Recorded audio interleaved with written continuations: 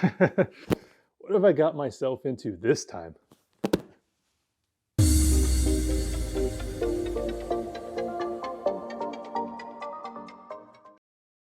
A while back, we took a look at one of the many proxy services that let you bid, purchase, and ship items from Yahoo Auctions Japan, the largest site of its type in the country. In that episode, I used Buyee to acquire a variety of vintage hardware and software for significantly less than the items would have cost domestically on eBay here in the US. So there I was, browsing Buyee yet again. For several years now, I've been hunting for a good deal on a holy grail machine, the Sharp X68000. These systems were only sold in the Japanese market. Rare even in their heyday, they've become increasingly scarce and expensive with each passing year. Incomplete, untested machines command high prices, while tested or refurbished examples fetch absurd figures, sometimes even without their matching keyboards, mice, or monitors. Here's one that sold recently on Yahoo for almost $1,400. It's complete in box, but according to the description, it hasn't been serviced or even tested for operation. Even assuming the failure-prone power supply still works, the system will need a complete recap, which is no small task. Here's another, listed on eBay for comparison. This highly sought-after 16 MHz XVI model has been serviced and tested, and recently sold for just shy of $3,000. Think that's crazy? The last time I bid on one like this, it went all the way to $3,500, and that was before shipping. Ouch! Okay, this is a nice looking example. This is an updated Super variant, but still runs at the original 10 MHz. It's complete in the original box, and what's more, the seller has meticulously detailed all the service and testing that they performed. The drives have been cleaned and lubricated, it's been fully recapped, and the battery replaced. The power supply, which is often the biggest issue with these systems, has already been changed out for a modern unit. The price? $1,400, the same that untested one just sold for.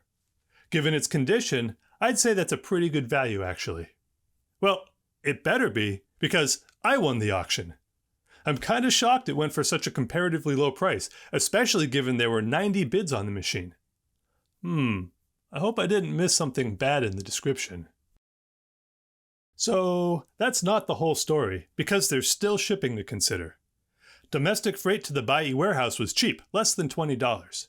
But I wasn't prepared for what I learned next. Due to the size of the box, its dimensional weight, none of Buyee's low-cost international options were available. My only choice was DHL, and I was looking at almost $400. Ouch! Right, before we get to the good stuff, let's have a quick recap of the various models of this Japanese god computer. Now, I've already done a full episode on the history and capabilities of the machine when I reviewed the Mr. FPGA core, so maybe check that one out if you haven't already. From the Wikipedia page, the system debuted early 1987, placing it alongside other Motorola 68K powered machines, like the Commodore Amiga, Atari ST, and Apple Macintosh. The CPU was a new CMOS variant of the 68000 manufactured by Hitachi and clocked at 10 MHz. The distinctive twin tower design gave the system an instantly recognizable form factor. 1 MB of memory was standard, but all systems could be upgraded to a maximum of 12. Over the next few years, various enhanced models came out, some with hard drives, more memory, desktop form factors, or in different colors. In 1991, the Super was released. It sported 2 MB of RAM as standard, and was the first model in the lineup to include a built-in SCSI interface instead of the earlier SASE standard. Later models had faster CPUs, more memory, and 3.5-inch floppy drives, but the entire product line would soon come to an end by mid-1993. While we're here, let's look at a few key specs. In addition to the CPU, the machine featured a dedicated graphics processing unit, or GPU, and multiple sound chips that provide FM synthesis and digital audio. The GPU has a full megabyte of video RAM and can display up to 65,000 colors on screen at the same time. It can also handle 128 sprites at once and supports hardware scrolling, flipping, multiple bitmap, and tilemap planes. Resolutions up to 1024 by 1024 are available, although only with 64 colors. No small wonder they named it the Amiga Killer. All that power came at a price though. The X68000 SUPER sold for 348,000 yen, equivalent to $2,600 in 1991, or nearly $5,700 in 2023. It almost feels like I got a bargain, even when you account for shipping. I guess we'll find out soon enough. All right, enough backstory. I've been waiting over a month to open this thing, so let's get to it. All right, first things first. This package is absolutely massive. I was not prepared for how large this was going to be. I knew it was large because of the cost of shipping, and that was a bit of a sticker shock, but I didn't know it was going to be this big. At least once it left the Buyee warehouse, it only took 2 to 3 days in transit to get here, so that was good. And in terms of the packaging, typical of all of the Japanese packages I've received so far, this one is in really good shape. It looks like there are no signs of damage anywhere on the package. So it looks like it made its journey intact. All that's left to do is open it up and see if what's inside is in the condition that the auction said it was. Got my Retrobits knife here. Let's open this up.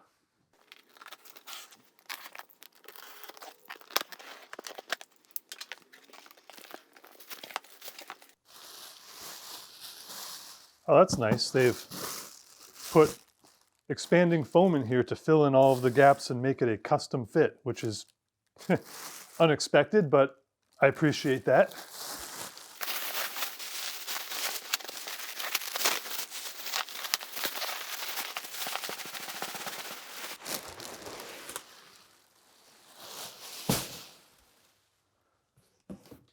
Wow, that was well protected. So now what we've got in here is all that's left. Yep, there we go.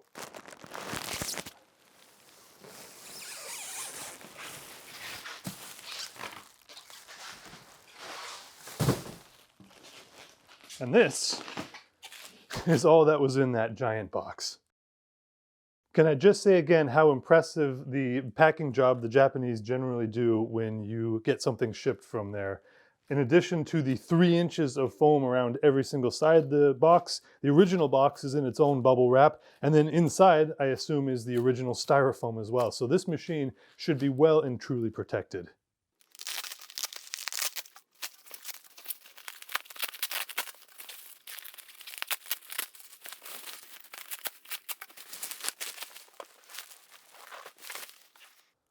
All right, let's see what we've got here. This looks like some accessories that weren't part of the original packaging of the machine.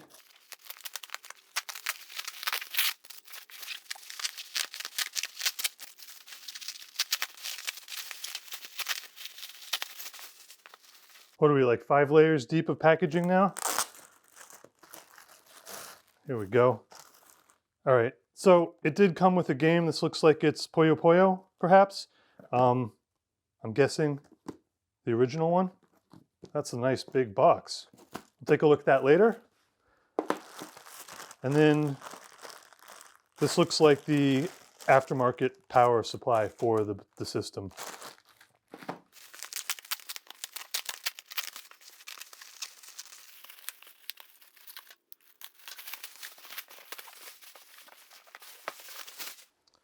And there we go.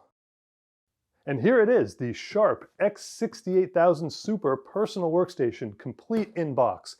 These things are getting harder and harder to find, especially complete like this, and the prices are just going into the stratosphere. So I figured it was now or never if I wanted to buy one, and that's kind of how I justified this purchase. So let's take a look at the box and see what condition it's in.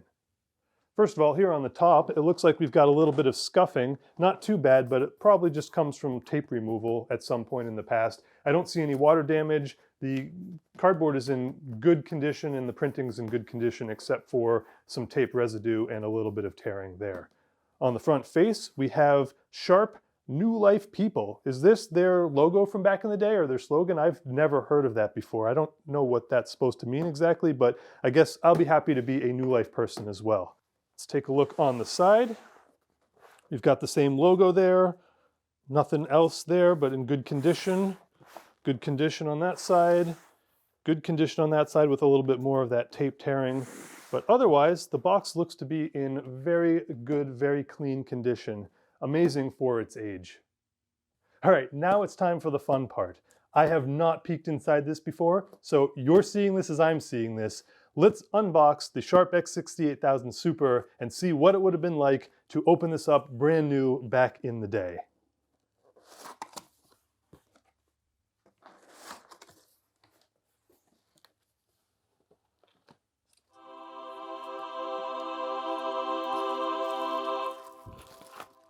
Well, that's really nice. They've retained the original styrofoam, and this manual doesn't look like it's ever been opened even, perhaps. Maybe it's been retaped.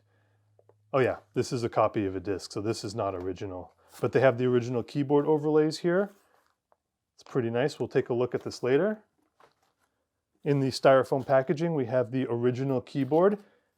We'll take a look at that later. That must be a keyboard cable. And we have the original mouse as well. A little bit faded, but generally in good condition. A little bit of styrofoam there. Sometimes these have brittle plastic, and sometimes parts of them break or the ball itself comes delaminated. So it's nice to see that this one is in really good condition.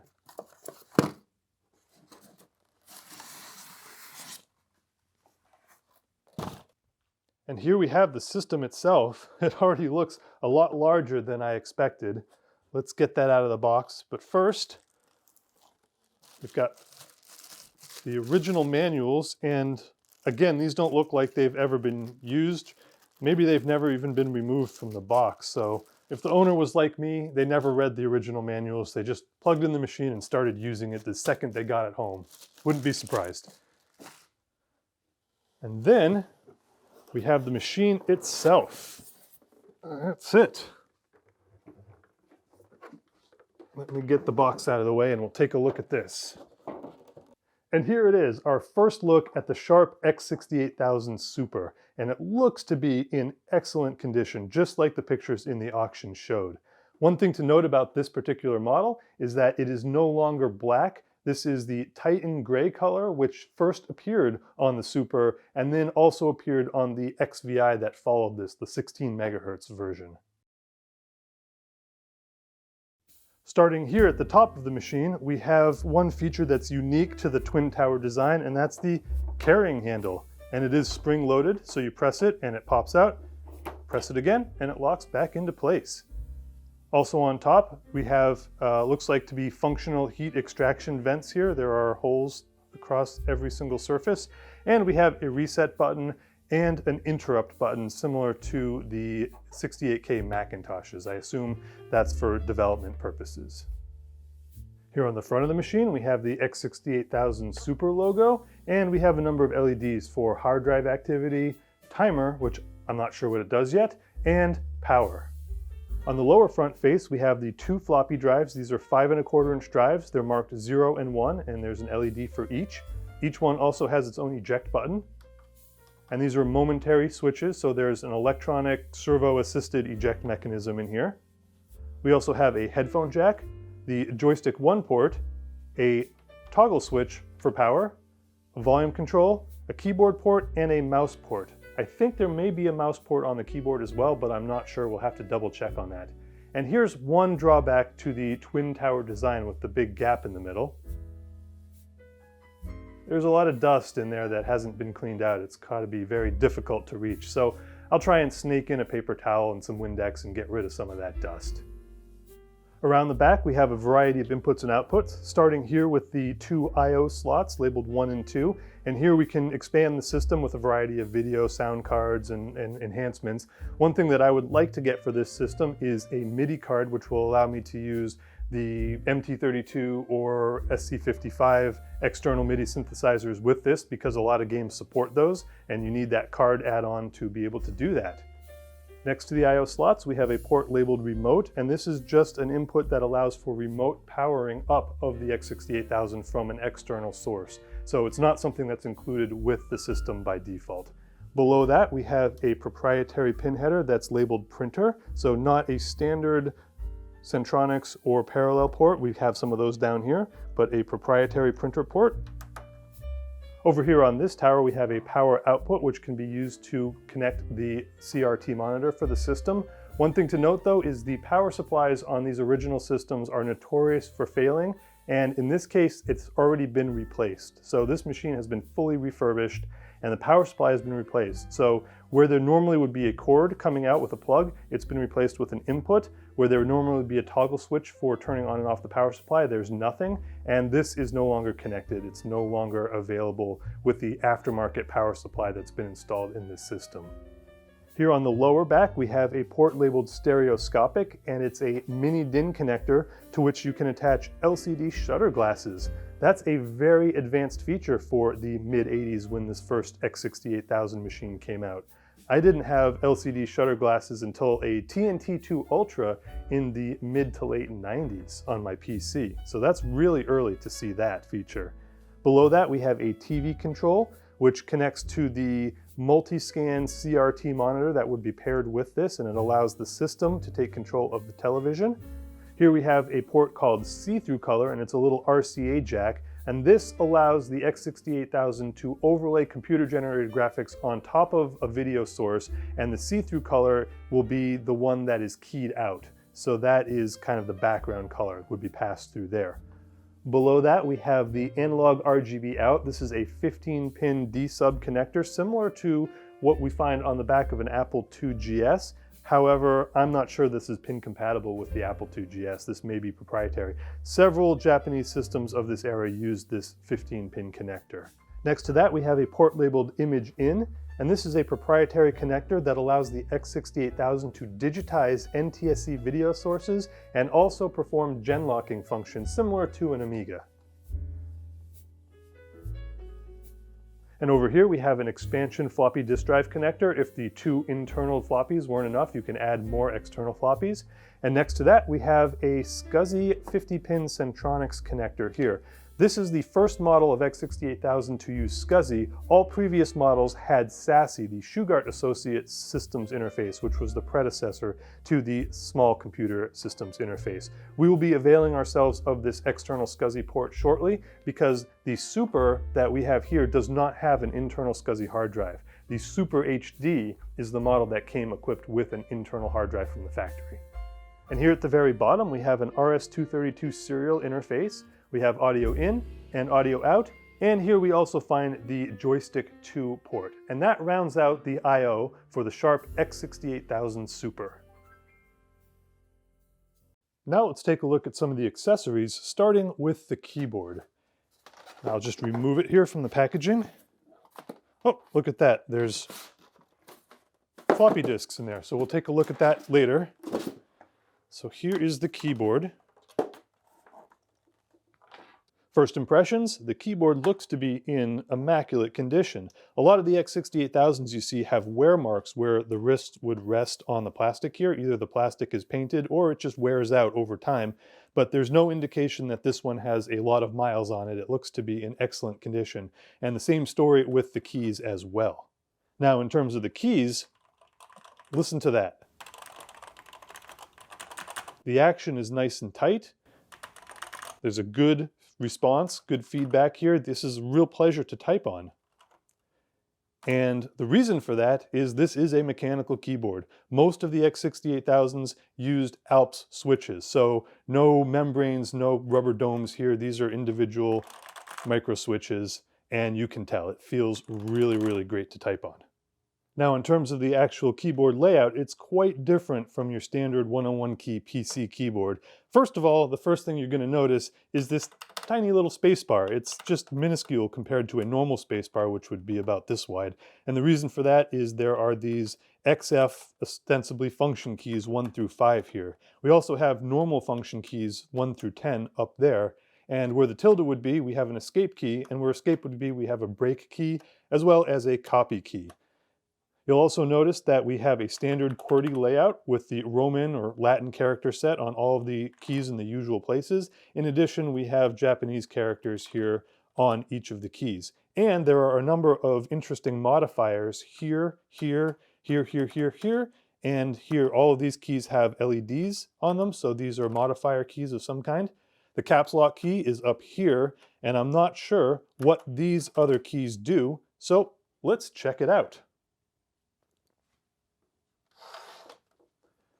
Starting with this one, I've pulled up Google Translate, and that key says hiragana, so that's a Japanese character set, and that is a locking LED key.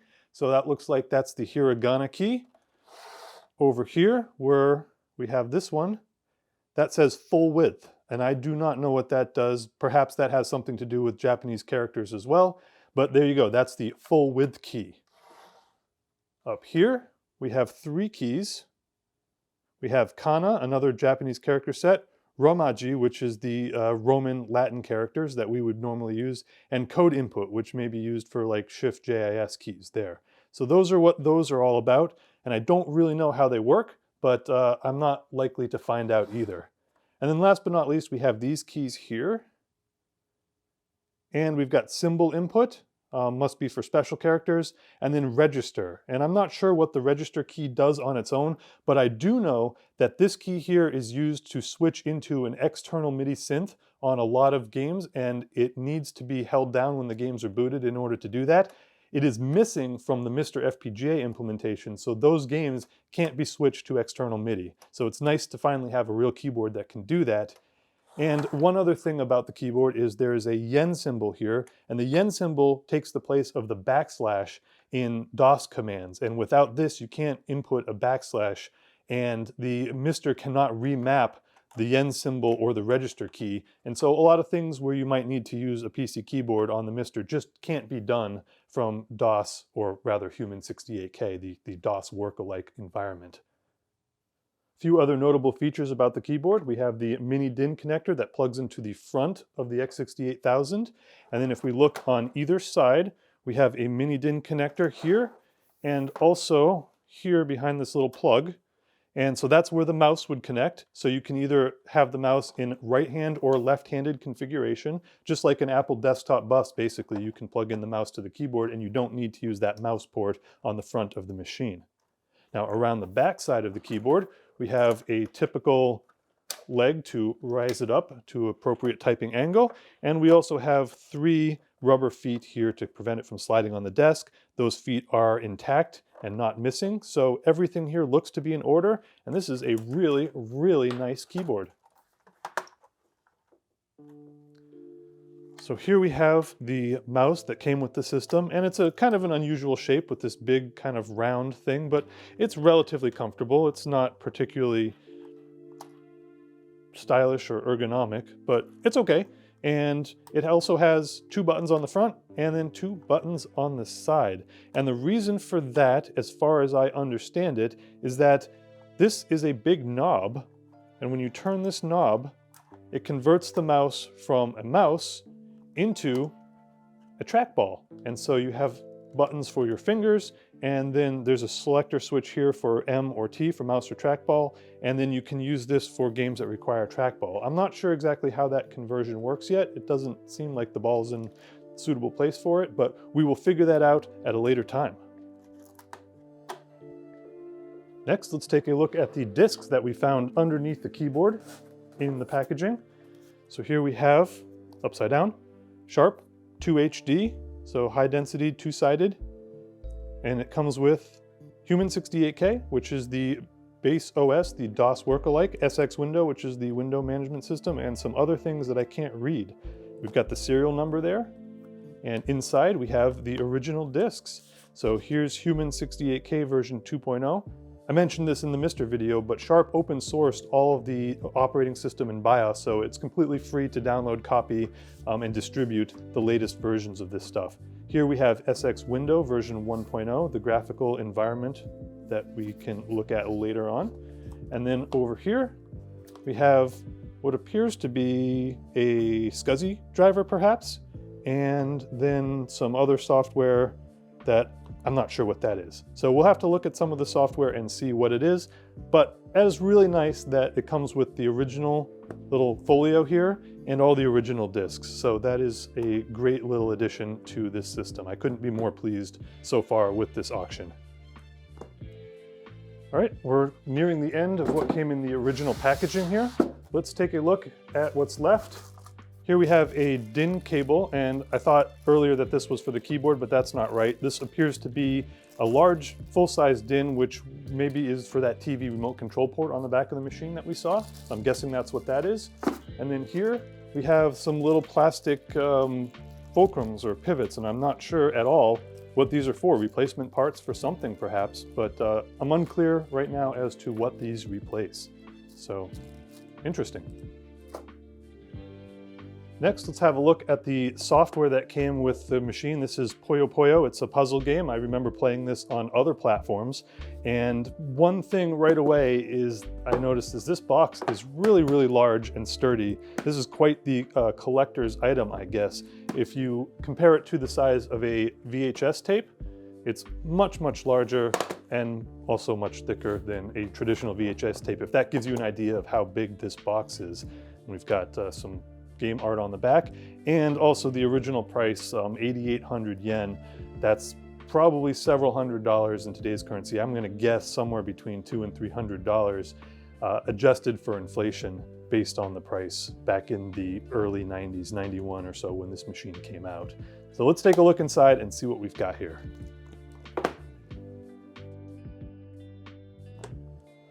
Nice plastic case, and we've got a bunch of literature here. The first thing looks to be a guide on how to play the game. We've got pattern matching and maybe some strategy on how the game works.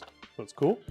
Here it looks like a warranty card perhaps. Yep, there's some areas to fill stuff out, put your telephone number and things like that, so probably a warranty card.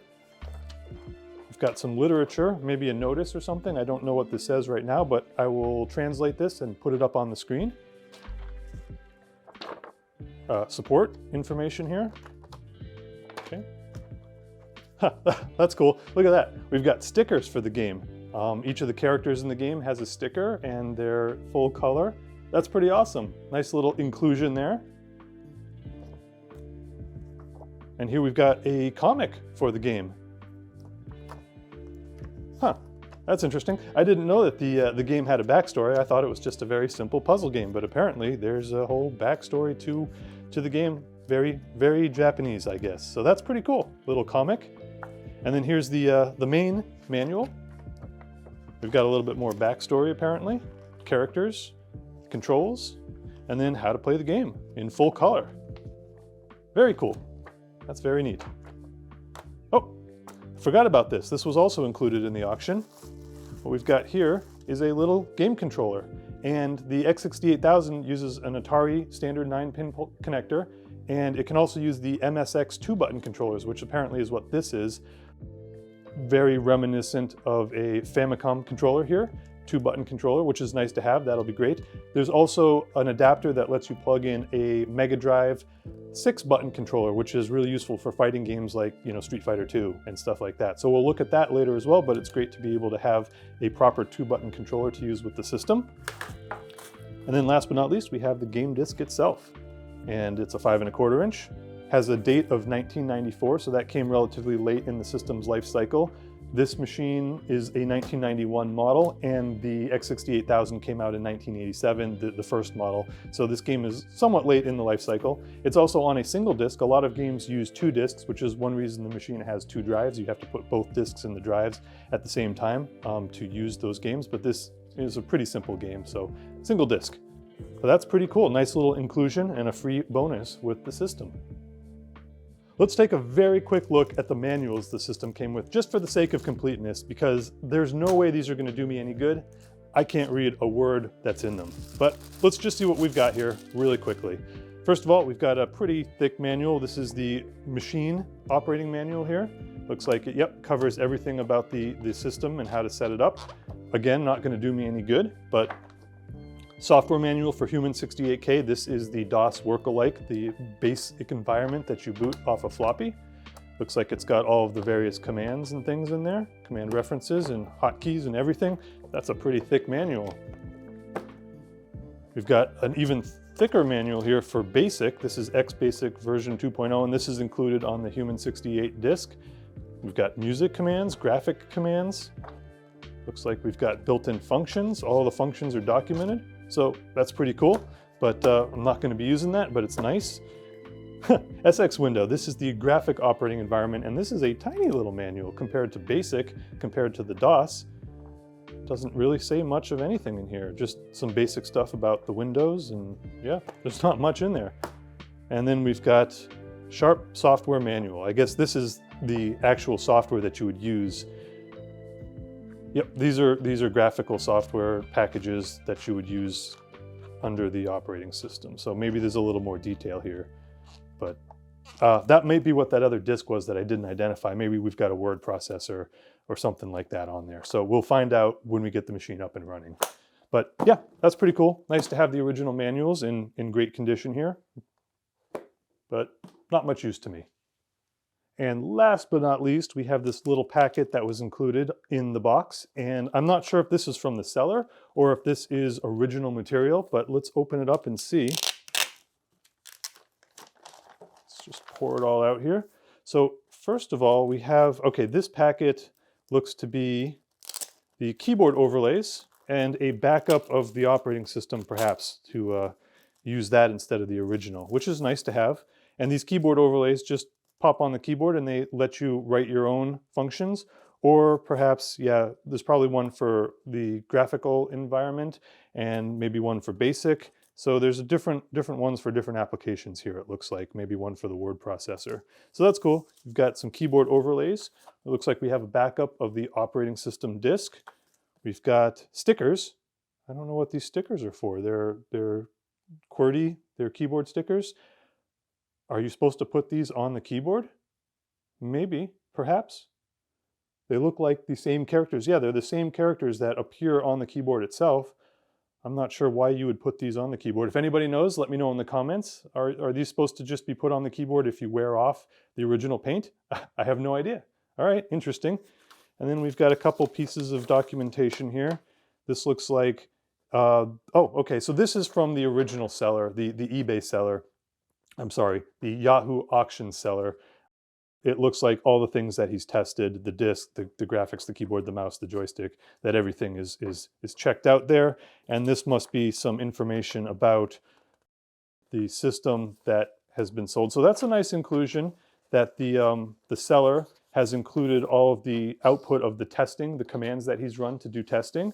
So very nice. Yeah, the seller does have a very high feedback rating, and it appears that this seller refurbishes these machines kind of as a business and resells them as a primary business. So that was one reason I trusted buying a fully refurbished machine that's been recapped and had the drive serviced and the new power supply, because this seller has a high rating and they seem to do this for a business. And it's also nice to know that they've been very professional and included the results of their testing and the work that's been done on the machine. So that's pretty cool. All right. I think that covers all of the material that was in the box. So far, so good. Despite the unexpectedly high cost of shipping, I still feel like I got a good deal on this system. Sure, I could have bought a bare, untested unit with no keyboard for much less. Then I'd have to try and find all the missing accessories and attempt to refurbish it myself. Seeing as this is a rare collector's item with limited parts and information available outside of Japan, I figured I'd best leave this one to the pros who know what they're doing and buy the best complete example I could find at a reasonable cost. The real question now is, how does it work? In the next episode, we'll open the system up and have a look inside, then hook it up and test out basic functionality. After that, I want to upgrade it with a modern SCSI solution, then put the X68000 through its paces to see what it can really do. Don't forget to like, subscribe, and click the bell to make sure you don't miss out on part 2. I hope you enjoyed this bit. Thank you so much for watching, and we'll see you next time on RetroBit.